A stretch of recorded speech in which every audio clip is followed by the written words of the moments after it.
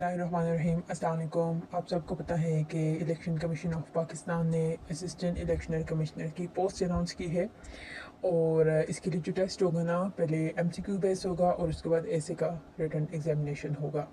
अभी जो MCQ base है इसमें 20 मार्क्स जो है ना वो हैं किसके, इलेक्शन एक्ट 2017 के। जो इलेक्शन एक्ट 2017 है इसके 15 चैप्टर्स हैं और 241 सेक्शन है। जो चैप्टर नंबर 1 है और जो सेक्शन 1 एंड 2 है उसकी वीडियो चैनल की प्लेलिस्ट पर अपडेट कर दी गई है। और आज जो हम लोग पढ़ेंगे ना वो है सेक्शन नंबर 3। आज हम लोग पढ़ेंगे चैप्टर नंबर 2 और चैप्टर नंबर 3 और चैप्टर नंबर 2 और चैप्टर नंबर 3 के डिफरेंट सेक्शंस को स्टडी किया जाएगा। सबसे पहले आता है सेक्शन नंबर 3 और सेक्शन नंबर 3 किस बारे में है? It's about procedure of the commission. क्या है कि commission regulates its own procedure. अच्छा, you will find it different from the original document. The reason is that कि I have simplified it for you, ताकि आप लोगों को समझ आए कि एक्ट कह क्या रहा है और एमसीक्यूज इजीली सॉल्व किए जा सके। तो कह रहे कि जो कमीशन है ये रेगुलेट करेगा अपने प्रोसीजर को। किस में रेगुलेट करेगा प्रोसीजर को? फंक्शन को परफॉर्म करने में, ड्यूटीज़ को, और इसके अलावा अपनी जो पावर्स हैं उनको एक्सरसाइज खुद कर सकेगा। कमीशन जो है वो फंक्शन करेगा, सही है, अगर उसकी या तो मतलब लाइक वैकेंसीज हैं, सही है, सारा स्टाफ जितना रिक्वायर्ड है वो नहीं है, या फिर कुछ मेंबर्स एब्सेंट हैं, लेकिन फिर भी क्या करेगा, कमीशन अपना फंक्शन करेगा। अच्छा, अब अगर जो नॉर्मल प्रोसीजर है उसमें मेजॉरिटी का डिसीजन काउंट होगा। नॉर्मली क्या होगा, नॉर्मली कमीशन में जो है तो मेजॉरिटी का डिसीजन काउंट होगा।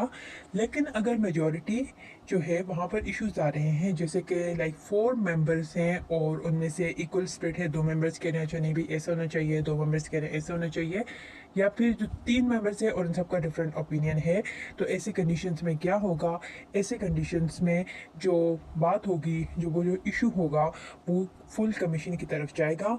और फिर क्या करेगा, जो कमीशन है वो फाइनल डिसीजन लेगा। अच्छा, सही है। और इसके अंदर ये जो कमीशन है ये इस सेक्शन के अकॉर्डिंग भी ये बंदा और सेक्शन 6 के अकॉर्डिंग भी।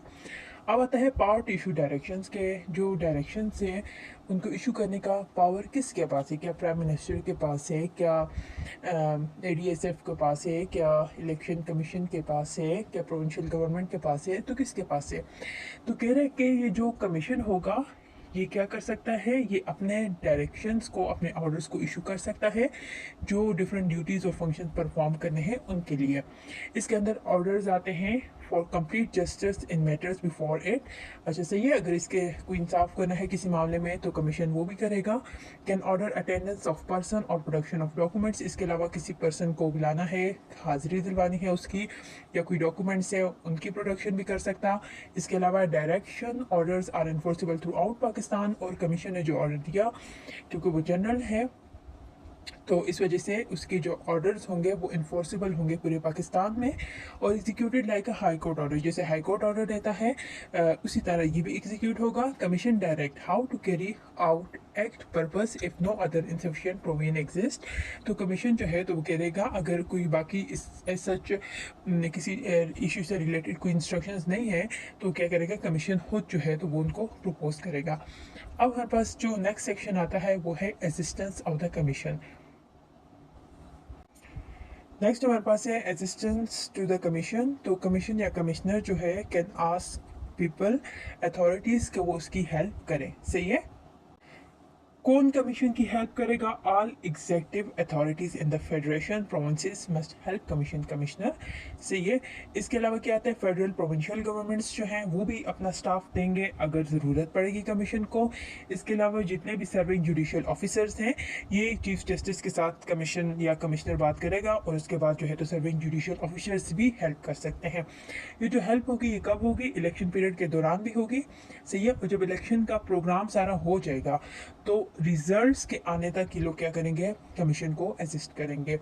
उसके बाद क्या होगा, कह रहे कि ये जो इलेक्शन रिलेटेड ऑफिशियल्स है ना इनको पोस्ट या ट्रांसफ़र नहीं किया जा सकता जब तक के कमीशन रिटन अप्रूवल ना दे। और कमीशन जो है वो इशू कर सकता है डायरेक्शंस अपने ऑफिसर्स की ट्रांसफ़र के लिए और पोस्टिंग्स के लिए। नेक्स्ट हमारे पास है डेलीगेशन ऑफ पावर। कि जो कमीशंस की डेलीगेशन होगा कैन अथोराइज कमिश्नर मेंबर और officers to exercise power function. क्या कर सकते हैं कि ये जो कमिश्नर है या मेंबर्स हैं या ऑफिसर्स हैं, ये सारे क्या कर सकते हैं, इनको जो पावर दी गई है ये उसको ऑथोराइज कर सकते हैं। Commissioner decide on officer staff appointment and their terms. Commissioner जो है वो डिसाइड करेगा कि उसके जो ऑफिसर्स है, स्टाफ है, कब उनकी अपॉइंटमेंट करनी है, किसने किसने टर्म के लिए रहना है।